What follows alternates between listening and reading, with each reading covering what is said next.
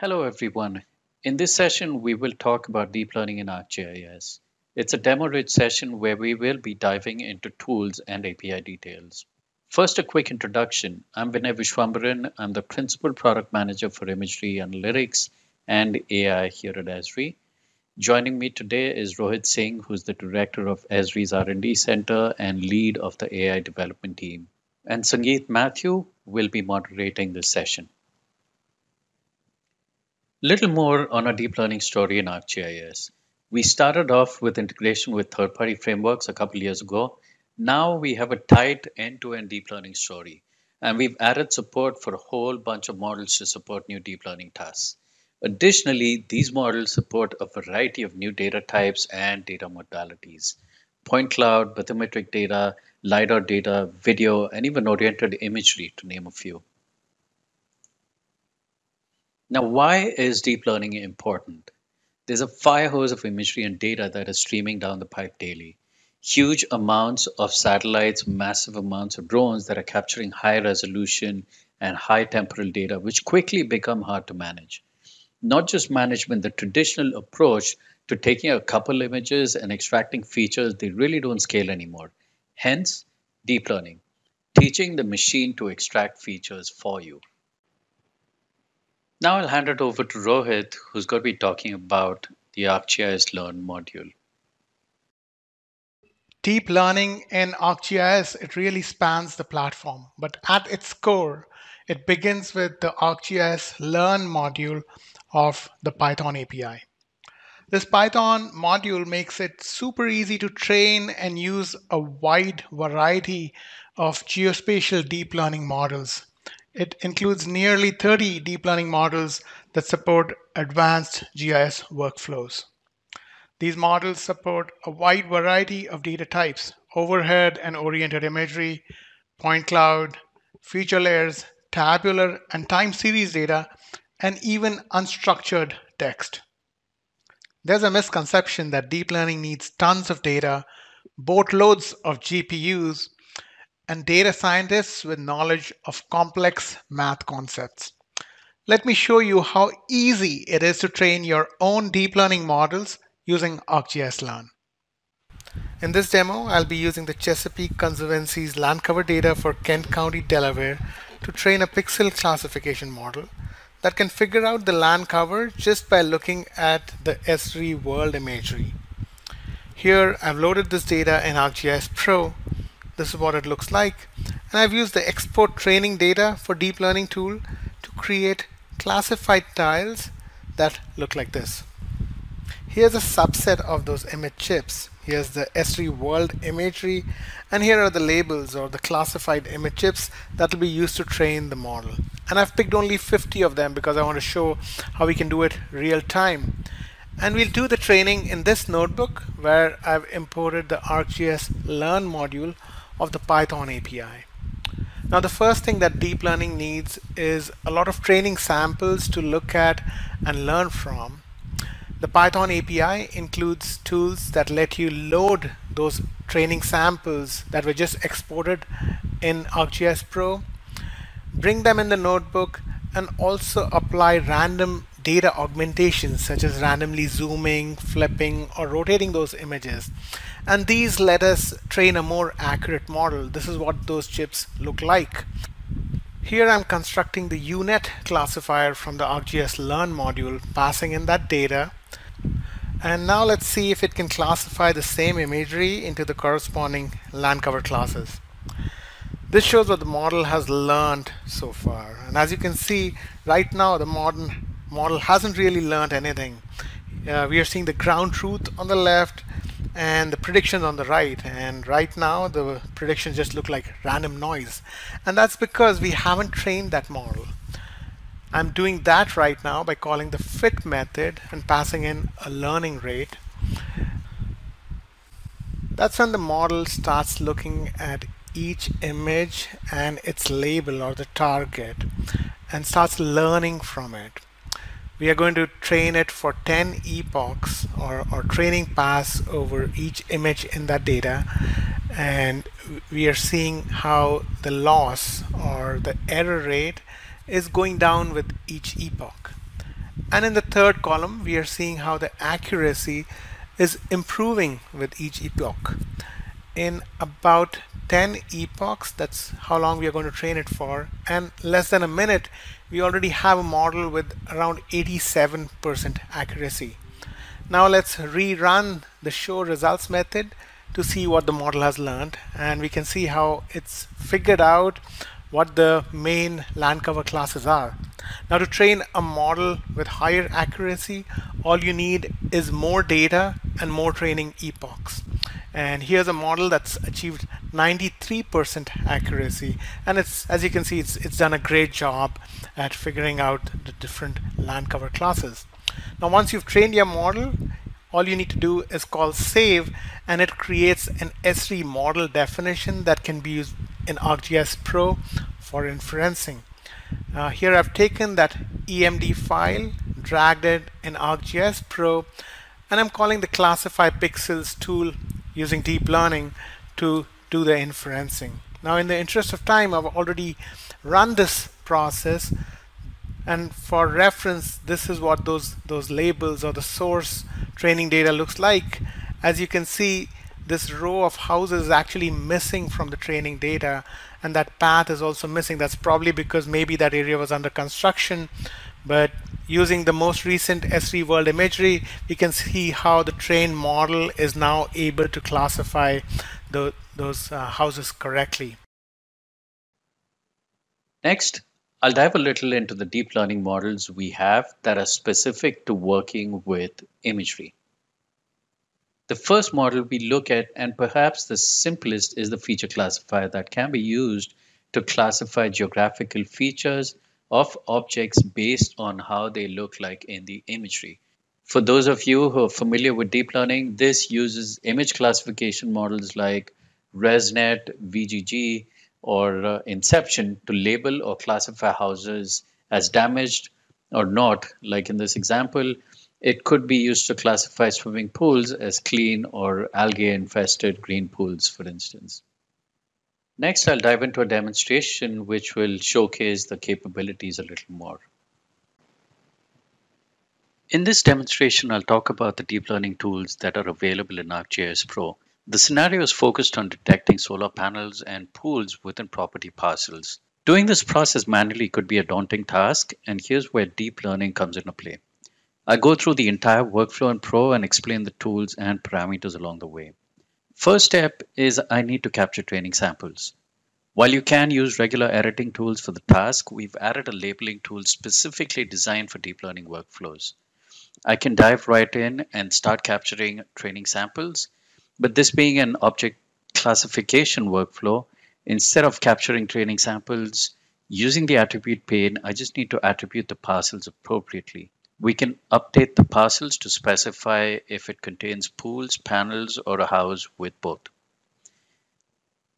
Let's label a couple parcels. In the interest of time, I've captured or labeled the training data I need. Now we can directly move to the next step, which is exporting training samples. The deep learning tool set within the image analyst toolbox gives you access to all deep learning tools. Step 1, export training data. This tool essentially creates the image chips and exports relevant metadata, which will be used to train your deep learning model. You specify the input raster, the output folder where the chips are written to, the input feature class or thematic raster, which essentially is the training samples or labels. The input mask polygon is typically used when you have sporadic training samples. Tile size is the size of the output chip size, which will be used to train the deep learning model. Larger chip sizes will be faster to process, however, require more GPU memory. The stride is the amount of overlap when creating chips.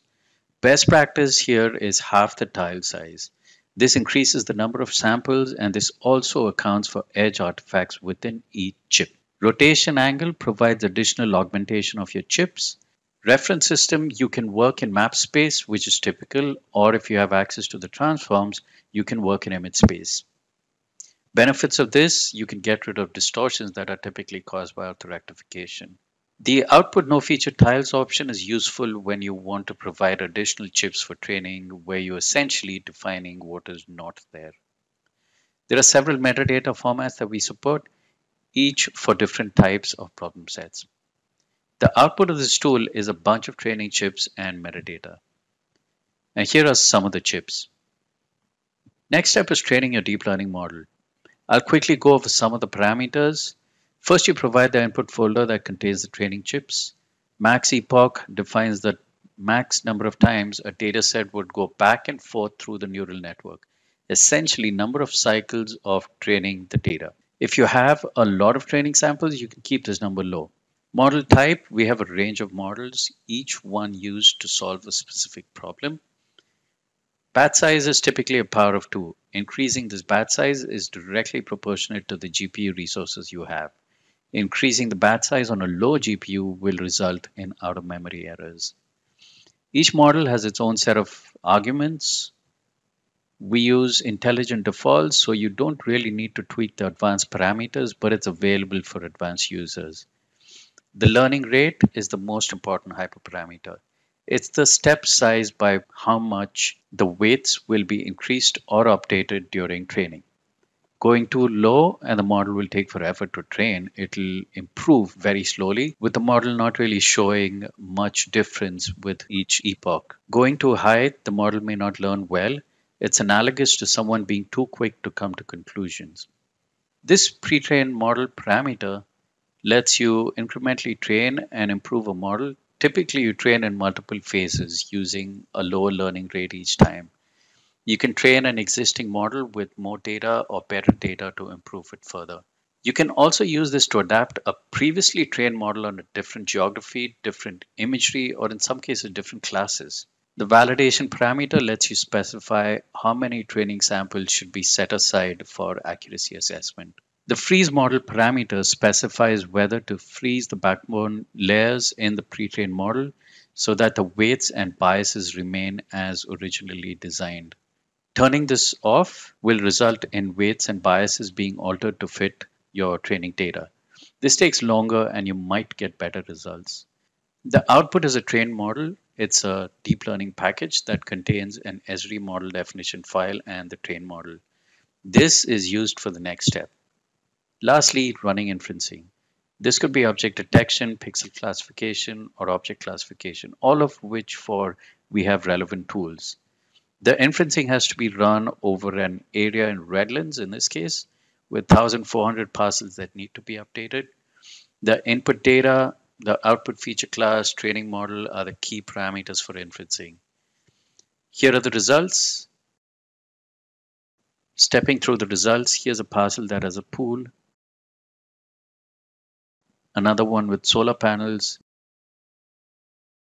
So that was a deep dive of the deep learning tools that are available in ArcGIS Pro. The next task we look at is pixel classification, where we're assigning a label to each pixel in an image. This is known as semantic segmentation in the deep learning world. And ArcGIS includes the time-tested UNet classifier model as well as the more recent PSPNet and DeepLab version 3 models. These models can be used for extracting building footprints and roads from satellite imagery. The land cover classification example that Rohit had shown earlier also used a UNet classifier model. That model used high resolution land cover data that's provided by the Chesapeake Conservancy as training data, but that is really time consuming and expensive to produce as each pixel needs to be labeled by human annotators. So next I'll show you a demonstration highlighting pixel classification and more specifically showcasing two new capabilities or two new functionalities. Our study area here is the state of Alabama. The imagery that we will use for this example is 4-band multispectral nape imagery.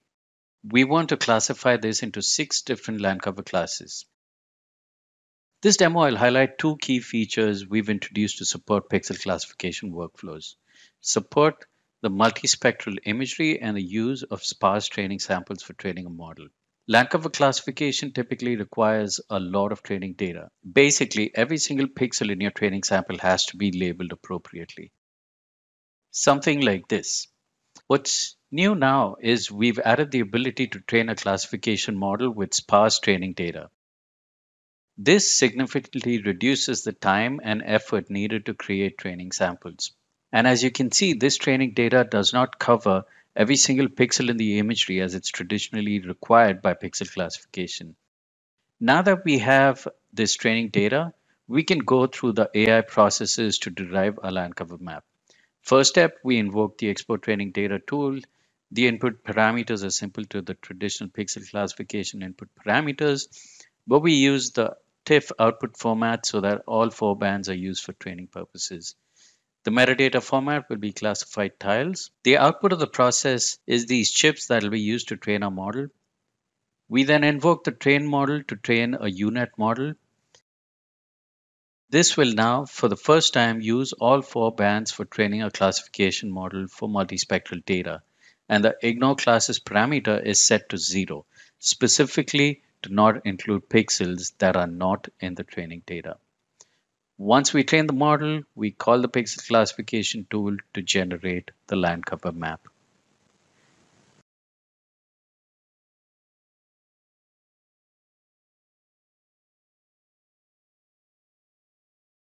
This whole workflow can be done using notebooks as well.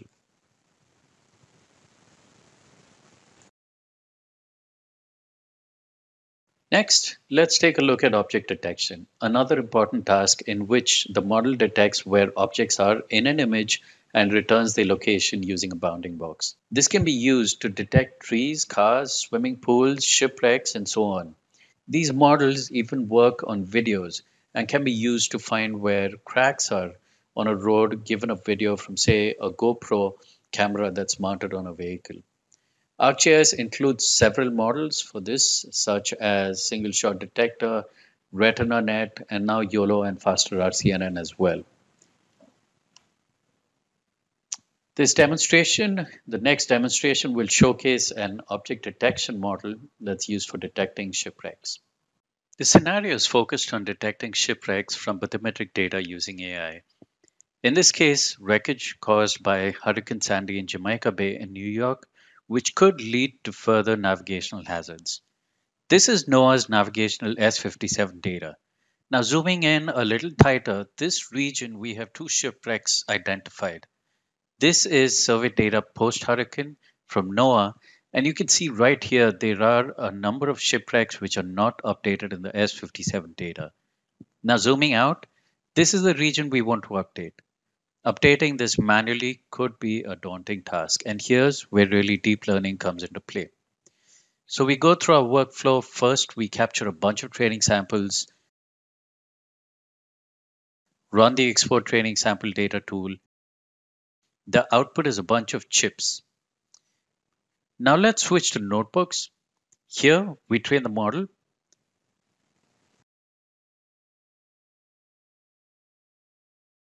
evaluate the results,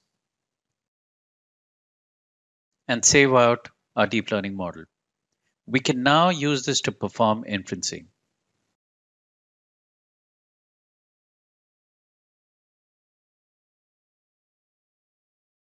Here are the results. Now, based off of these results, here is an updated version of the S57 chart. Comparing against the nautical charts, you can clearly see the results published by NOAA are nowhere as close to what AI has detected. That was deep learning on back data. Let's see how you can take AI to the edge now. Here, we're seeing how Survey 123 is being used to do a tree inventory. Sandeep, who's doing the field data collection here, is visiting each tree and feeding in the species name, but he's not a trained botanist who knows these species by heart. There are thousands of them. So how can we put AI at work here in identifying these species automatically?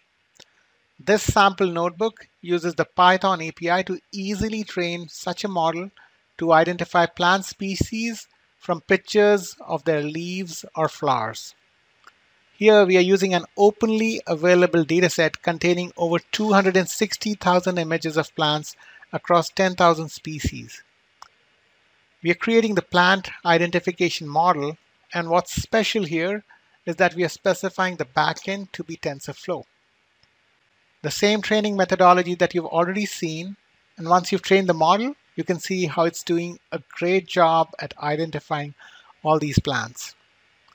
Once we've trained the model, we can save it out to a TensorFlow Lite model that's ready to be deployed on mobile devices. Survey 123 is running a beta program to integrate such models for on-device inference. So let's see this in action. The surveyor can start the Survey 123 app on their phone, open the survey, and begin their tree inventory. And instead of scrolling through thousands of plant species, they can simply point their camera at leaves of that plant and they're done. The AI model correctly identifies that plant and fills it out for you, eliminating the need to go through that long pick list of plant species.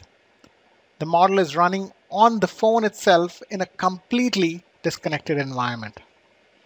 After completing the survey, we can connect back online and share the data with our organization's portal. That data layer is feeding into this web app where we can observe the results of the survey. We can click at each location and find a picture of the plant as well as its classification. Using machine learning at the edge, we are putting AI into the hands of our users and enabling them to solve real-world problems. In this release, we have also added models for edge detection that can be used for extracting residential or agricultural parcels. A state-of-the-art model for road extraction, as well as models for change detection and for image translation, both from other images as well as from images to text, that is, image captioning. Check out this blog post at ArcGIS Blogs to see how we use the cycle GAN model to go from SAR imagery, which is synthetic aperture radar, to optical RGB imagery. This allows us to take advantage of SAR, which can penetrate through clouds, and use the SAR data to automatically generate simulated optical RGB imagery. The same training methodology that you've seen before, creating the model, finding a good learning rate, and fitting the model to the data. And that gives us a model that's able to simulate and generate optical imagery just from looking at the SAR data. To see this demo in action, along with several others of the models that I just showed you, check out the Deep Learning with Imagery and 3D data session at the Dev Summit. The next model that I want to show you is super resolution. It's straight out of the movies. What it can do is take in as input these blurred low resolution images and turn them into high quality, high resolution images. The same training methodology that we just saw, and here are the results. On the left are the input images into the model. These are low resolution. The model is able to add texture and detail and produce these simulated high resolution images. And this is how they compare with the actual ground truth, the actual images, how they look like in high resolution. And you can see how closely they match. Moving over to the map, let's look at the imagery around Redlands. In this area, we've got high resolution imagery from near map. That's not a problem. But just west of it, we've got relatively low resolution images, and it really looks quite blurred.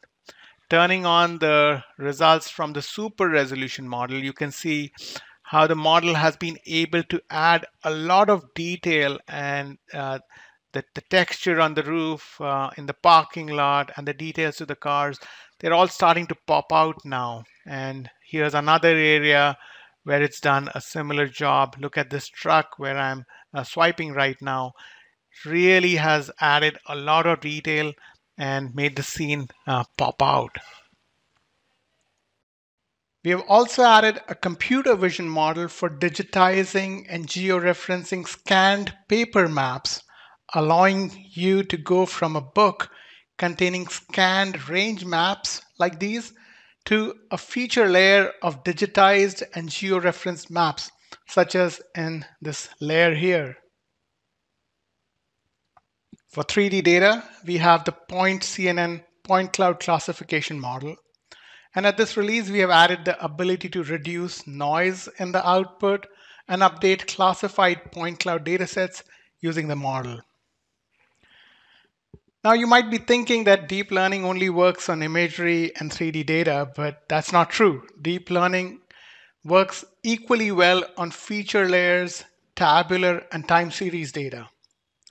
The fully connected network model in the ArcGIS Learn API allows you to take data from feature layers as well as rasters and feed it directly into a deep neural network. Given enough training data, this model can learn complex patterns and give superior results compared to most machine learning models. Speaking of which, the machine learning model, we call it the ML model, that lets you easily integrate ArcGIS with any prediction, classification, clustering, or anomaly detection model from the popular scikit-learn library. Some examples where these models can be used are for classifying areas susceptible to a disease, such as dengue fever in this example here. Another feature that I'm very excited about is the addition of the time series model to ArcGIS Learn. This model brings the power of deep learning and convolutional neural networks for time series forecasting. Now, geospatial data doesn't always come neatly packaged in the form of file geodatabases or shapefiles. Often, it's hidden away in an unstructured format, such as text-based reports. That's another area where deep learning has done exceedingly well. At this release, we have added an entire submodule called arcgis.learn.text for natural language processing. With the entity recognizer model, you can extract geospatial information from unstructured text. The text classifier model assigns a class or a label to unstructured text. In this example, the model is able to parse an incomplete address and determine the country it belongs to with near perfect accuracy. The sequence to sequence model converts one sequence of tokens to another of the same or different length. In this example, it's being used to automatically correct spelling mistakes in addresses and normalizing them to a standardized format that's suitable for geocoding. But you don't have to train all such models yourself. The text submodule also includes ready-to-use models for these tasks and more. And what's great is that they are pre-trained and you can use them with English as well as several other languages. Here's an example where I'm using the new text translator model to translate story maps from one language to another. Let's see how we can use the text translator to translate this English story map to Spanish. So I'm grabbing its item ID, connecting to ArcGIS Online, and getting the item corresponding to the story map. Next, I'm instantiating the text translator going from English to Spanish. And here's the code that actually does that translation. Now I can get the data or the JSON representation of the story map and replace it with the translated version. I'm going through all the nodes in the JSON that belong to the text and these other categories. And that's it. Once I've done the translation, I can use the clone items functionality. And after connecting to my GIS, which is another organization, I can clone that content to my org. That gives me a clone story map. Now this is still in the original language, mind you. Next, I'm using the update item API to update the text with the translated text. And while I'm at it, I'm also using the translator to translate the title, description, and snippet. And I'm done. I can then share the story map with everyone, and here are the results. Not only has the story map been translated, we've also updated the description with the Spanish equivalent. And here's the translated story map in Spanish. So what's common for all these models? And what's the benefit of ArcGIS Learn in doing geospatial deep learning? Well, one, it's tightly integrated with ArcGIS. So getting data from ArcGIS into these models, or getting these models and creating results back in ArcGIS is seamless.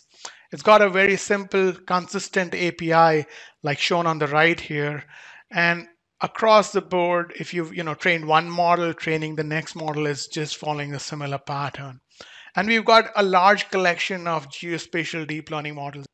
We've also added support for tensor boards that lets you visualize how the model is training while it is training. So you can see the loss graphs, like the error rate. You can see intermediate results from the model with each epoch of training, and that's supported across the board for all models. To simplify the installation of deep learning dependencies of ArcGIS Learn, we now have the deep learning libraries installer for ArcGIS Pro and Enterprise, and a new Conda meta package for ArcGIS Learn that can be used by Anaconda users to get all the dependencies in place. So to recap, ArcGIS Learn is a module of ArcGIS API for Python, which is a powerful Python library for spatial analysis, automation, and GIS administration. At this release, we have added a number of deep learning samples and guides to showcase how these models can be used to solve GIS tasks. But not everyone knows Python or has the vast amounts of training data and compute resources necessary to train deep learning models. With the release of ready-to-use deep learning models on Living Atlas, we are now making deep learning easier than ever. These models have been pre-trained by Esri on huge volumes of data and can be readily used to automate the tedious task of digitizing and extracting geographical features from imagery and other geospatial datasets. Let's see how we can use the deep learning models available on the Living Atlas of the world. We'll be using the building footprint extraction model in this tutorial. So we go to the Living Atlas, search for the building footprint extraction deep learning model, and download it.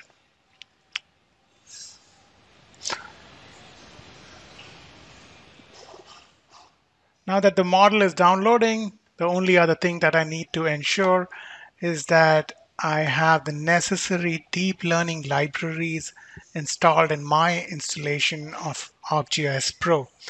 I'm using ArcGIS Pro version 2.6, and I'm searching for ArcGIS Deep Learning Framework on the GitHub site, where the setup for the deep learning installer is available.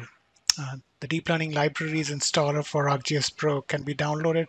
Now, in my case, I've already saved and run the setup file, so I'm already set up, and I can now switch to ArcGIS Pro. So in this project, I've already loaded the raster. It's a stiff file of imagery from Sweden over which I'll be extracting the building footprints. I'm searching my geoprocessing toolbox for the detect objects using deep learning tool.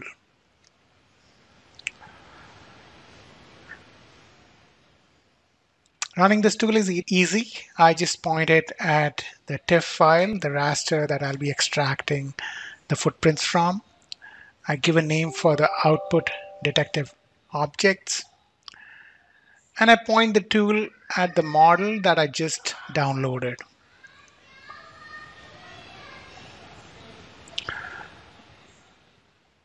I can then set parameters for the model. Now, since I'm running this tool on my laptop that has limited GPU memory, I'm going to set the batch size to 1. I'm also enabling non-max suppression to get rid of overlapping detections. I'm specifying that the processing extent should only be what's displayed since it's just a tutorial I wanted to run fast. And I'm specifying the cell size to be 0.3 meters per pixel. That's the cell size at which the model was trained. I've picked the GPU on which the model should run.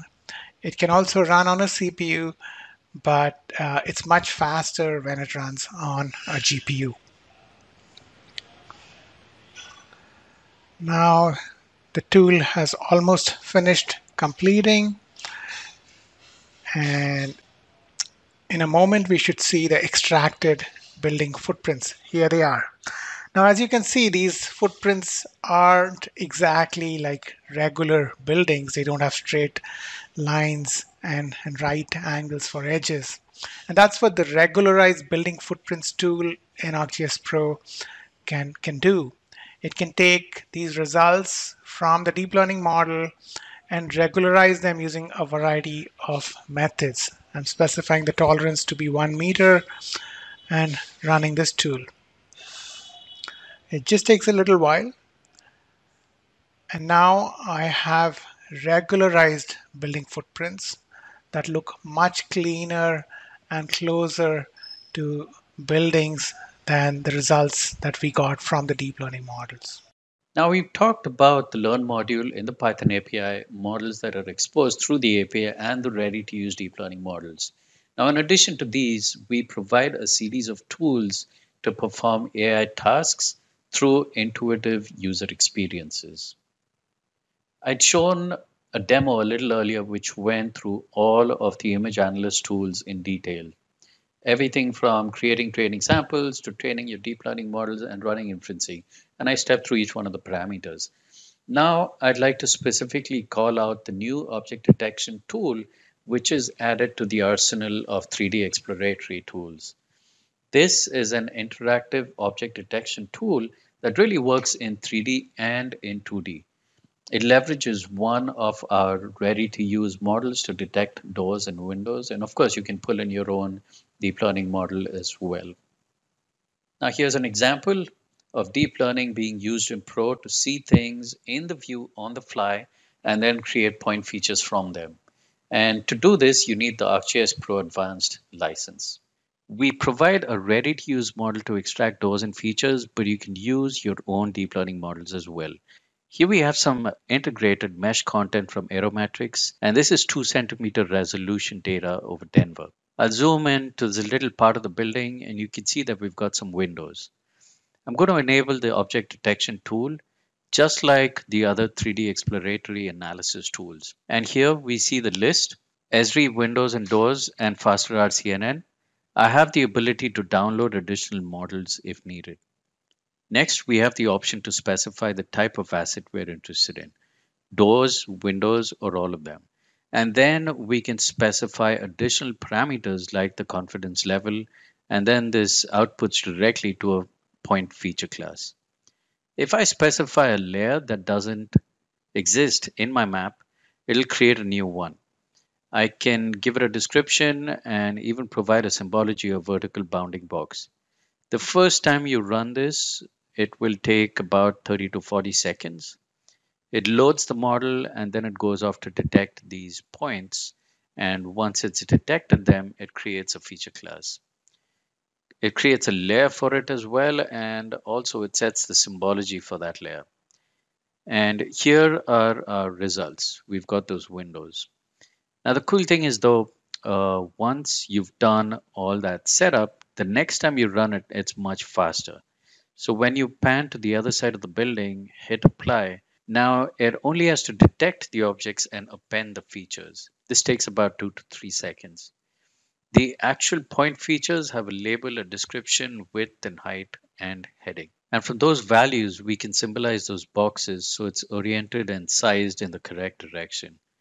So that's kind of cool, windows and doors.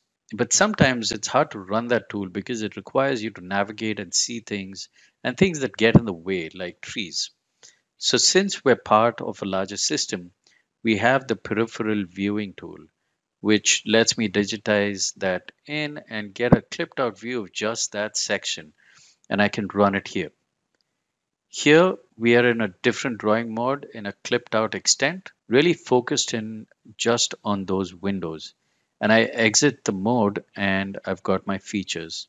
So it shows you how to use this in many different scenarios, even when it's obscured in tight little alleyways. Now, this works with any model. Here's a faster RCNN model that I've used to detect swimming pools. And you can see some pools in here. So rather than making you wait while it runs for about 45 seconds, here's the result that it would find in 3D, and it creates point features from those features. This also works in 2D. Typically, this drop down box isn't available in 2D, but it's available in exploratory analysis for object detection. I can pick the model, tweak my parameters, and I can kick off the process. And here are what the results would look like. So the tool works in 2D and in 3D.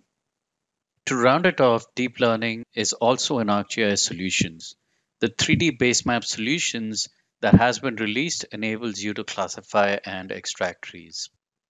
Key takeaways. ArcGIS has powerful deep learning capabilities.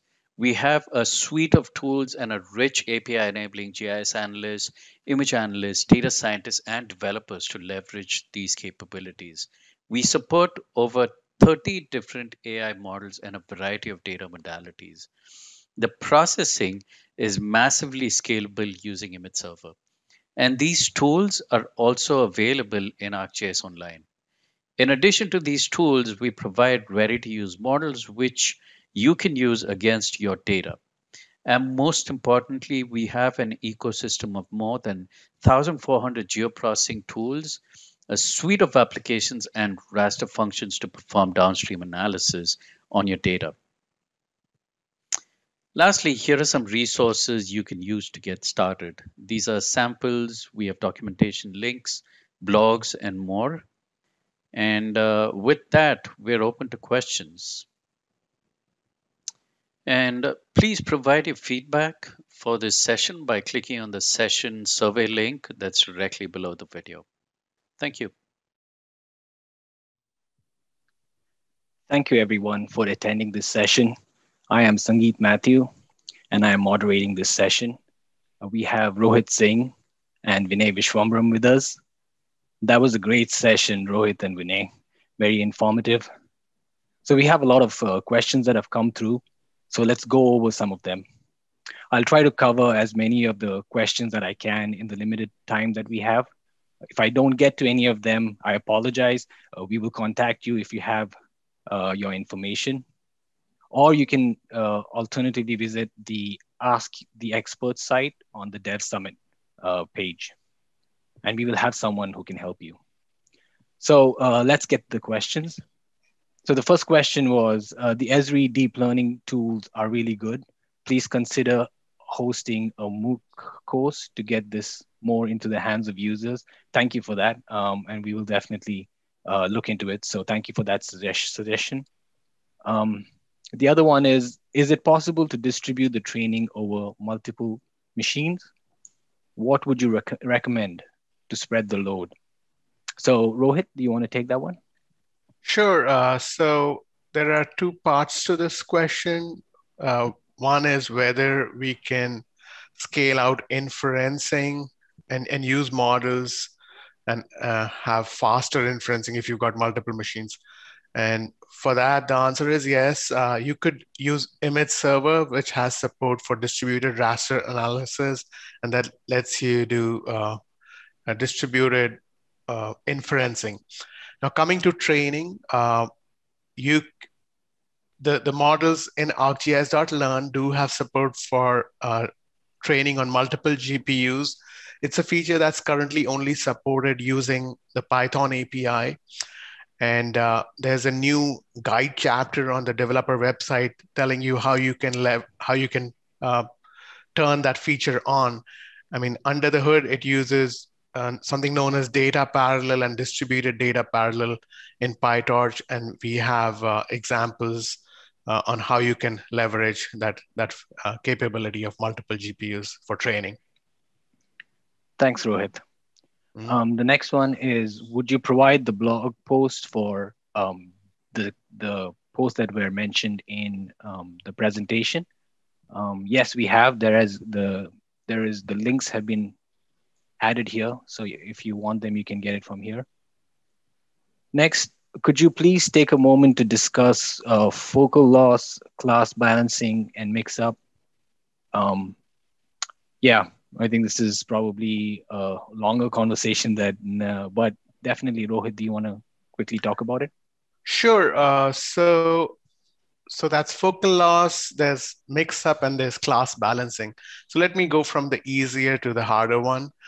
The simplest is class balancing. So let's say you've got one class that is underrepresented, and there's only let's say 5% of your examples are of that negative class, let's say damaged or undamaged houses, and you have very few examples of the damaged houses. By turning on class balancing, what we do is we oversample, or we look at more examples of the minority classes. And that lets the model get a more balanced view of all the classes. So it's not biased towards the majority class. Now, coming to mix up, that's a data augmentation technique. And basically, what it's doing is that, let's take the example of the damaged and the undamaged house. And normally, we are only training by giving examples of this. This is a picture of a damaged house, and this is a picture of an undamaged house, and the model learns from it. Now, we can make it easier for the model to learn if we mix up those two images and take 30% of the damaged house and alpha blended with 70% of the undamaged house, and then give that as the example. And the model then has to say, okay, this looks like 70% undamaged and 30% damaged. So it's making it harder for the model to learn, but when it solves this harder problem, it gets smarter at being able to differentiate between these classes. And that's mix up, data augmentation. And finally, focal loss is one of the features of our RetinaNet model. It's a thing that came out with the RetinaNet paper. And what it does is there's this problem of false negatives in object detection problems, because there's so much background in a lot of scenes. Like, let's say swimming pool detection, only a few of those chips would have swimming pools. And what focal loss did was, when it was introduced with the RetinaNet paper and model, was that it looks at the harder examples, which could be or could not be a swimming pool, and assigns a higher penalty for misclassifying those as compared to the easily classified background or pool examples. And by giving a higher penalty, it's making the model do more effort at learning the distinction between whether it's a pool or not with those harder examples. And that's essentially what focal loss does. And all of these features are supported in our geoprocessing tools as well. So you don't have to use Python, and you can simply use them through the tool in a very easy to use user experience. Over to you, Sangeet. Thanks. So is it possible to detect objects on a video, for instance, MP4s through ArcGIS Pro or the API? Rohit, you want to take that one? Sure. So we do have an example of detecting objects in video through Python. And I've posted a link to that in the answers. There's also an example of road cracks detection. And for, another new capability coming to ArcGIS Pro 2.8 is going to be demoed tomorrow in the plenary. So I encourage you to watch that and see what's new that's coming at Pro 2.8 with regards to detecting and tracking objects on full motion video. Don't want to steal the thunder on that. Great, exciting stuff. All right, the next one. Can you provide a link to the notebooks used in the session? Vinay, you want to take that? Yeah, we have a link already that is provided. There's developers.arcgis.com, Python sample notebooks. There's a collection of notebooks that's just, it's not restricted to just deep learning. You'll find stuff for machine learning and other examples that are relevant to the Python API. And if you check the ArcGIS imagery workflows webpage, there you'll find a link to a bunch of resources, not just notebooks, but it includes resources such as videos, blogs, learn lessons, and much more. Great. Thanks, Vinay. I guess the next one, you can take the next one as well. Is it possible to retrain an already trained model published by Esri? For example, Yes, land cover one. sorry. Yes, so we have the trained deep learning geoprocessing tool that is available within ArcGIS Pro, and there's a parameter in the advanced group which lets you specify or provide a pre-trained model. And any of these models, you can push it as a base model. So yeah, you can retrain these models based on the data sets that you have.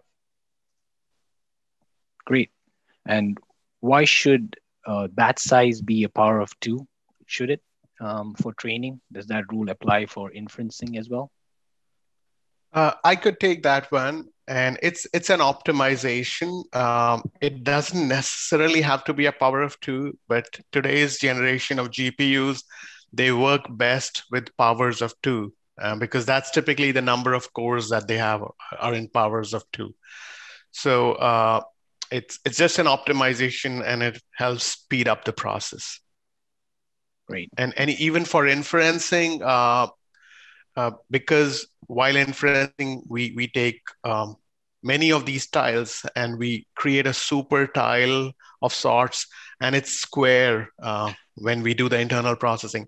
So if you do pass in a non-square number, what we do internally is we take the highest power of 2, which is the same or less than that number that you passed. So you don't have to pass in a power of 2. We do that internal optimization, and we make it whatever the GPU allows, which is a power of 2, and the memory is available for that. Great, thanks.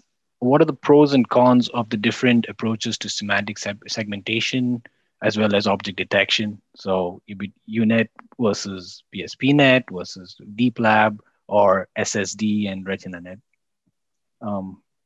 Vinay, you want to take that?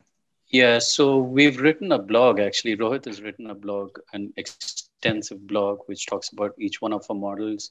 And in the end, he's written why exactly do we have so many different models? It really depends on the type of problem that you're trying to solve. For example, if you're doing object detection, faster CNN, it appears to be giving the best results. YOLO is fastest, and SSD, it's kind of a good balance between speed and accuracy. I work in subject. Sorry, Vinay, you were breaking up. Okay, is it? Yeah, it's showing me. Is it better now? Yes, it is. All right. Okay. Yeah, I'll move on then. Could you? So yeah, I was saying it's still choppy. No, it's okay. You can go ahead. Okay. Again, going through it, depending on the problem that you're trying to solve, you can pick from a variety of different models that we're providing out of the box. And each one of these models, they have their own benefits. Faster RCNN gives you the best results. It's known to give you the best results. YOLO is fast. SSD is kind of a good balance between the two. Likewise, for each one of the tasks, so if you're doing pixel classification, we've got a bunch of models that support pixel classification as well. So it's like we're providing you with a collection of tools to solve a single type of problem.